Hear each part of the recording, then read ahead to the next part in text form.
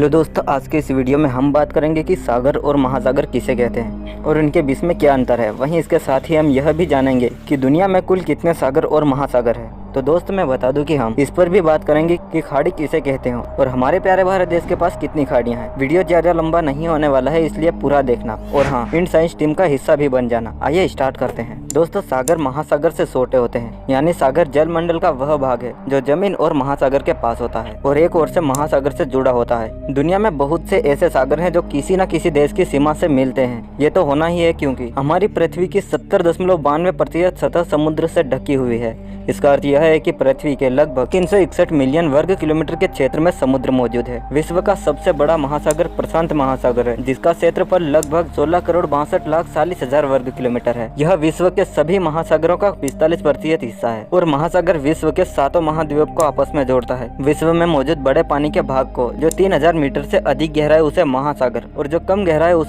समुद्र में विभाजित किया गया है, जिसमें महासागर की संख्या 5 है, लेकिन सागर और समुद्र की संख्या 50 है। दोस्तों, वैसे तो दुनिया में एक ही महासागर है, लेकिन भौगोलिक स्थान के कारण इन्हें 5 भागों में बांटा गया है। विश्व के महासागर में प्रशांत महासागर, हिंद महासागर, आर्कटिक महासागर, अटलांटिक महासागर और दक्षिणी महासागर है। सागर और महासागर दोनों शब्दों में काफी अंतर है, लेकिन बहुत से लोग इन्हें एक ही समझते हैं। ये गलत होता है। सागर और महासागर में अंतर है। समुद्र में पानी का वाष्पीकरण होता है, जिसका परिणाम होता है कि समुद्र अधिक खारे हो जाते हैं। समुद्र की तुलना में महासागर में नमक की कमी होती है, लेकिन महासागर से उठी धाराएं जो समुद्र तक आती हैं, उनके कारण समुद्र के पानी में नमक को नियंत्रित किया जाता है और पानी अधिक खारा नहीं होता है। वैसे सबसे अधिक खारे पानी का समुद्र मृत सागर है, जिसका पानी 33% तक खारा है। समुद्र में समुद्री जीव की एक बहुत बड़ी आबादी रहती है, क्योंकि वे आमतौर पर भूमि के करीब होते हैं। सूर्य का प्रकाश जल में गहराई तक प्रवेश करने से प्रकाश संश्लेषण संभव होने का परिणाम होता है कि समुद्री प्रजातियां समुद्र में बड़ी संख्या में मौजूद रहती हैं। समुद्रों की तुलना में महासागरों में जलीय जीव कम होता है, क्योंकि यह अधिक गहरे होते हैं और भूमि से बहुत दूर होते हैं। महासागर के जीव आमतौर पर बैक्टीरिया, झींगा और सूक्ष्म प्लैंकटन तक सीमित होता है।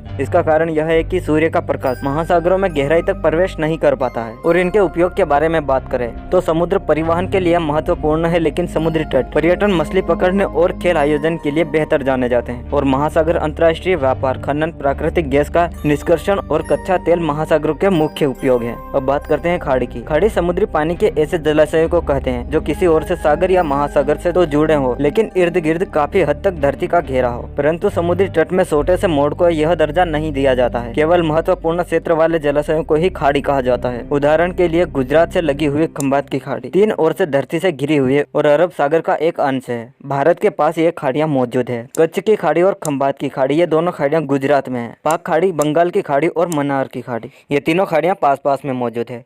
तो दोस्त, ये थे समुद्र और महासागर में अंतर। आशा करता हूँ कि आप इस वीडियो को लाइक, शेयर और सब्सक्राइब करेंगे। दूसरी वीडियो आने तक जय हिंद।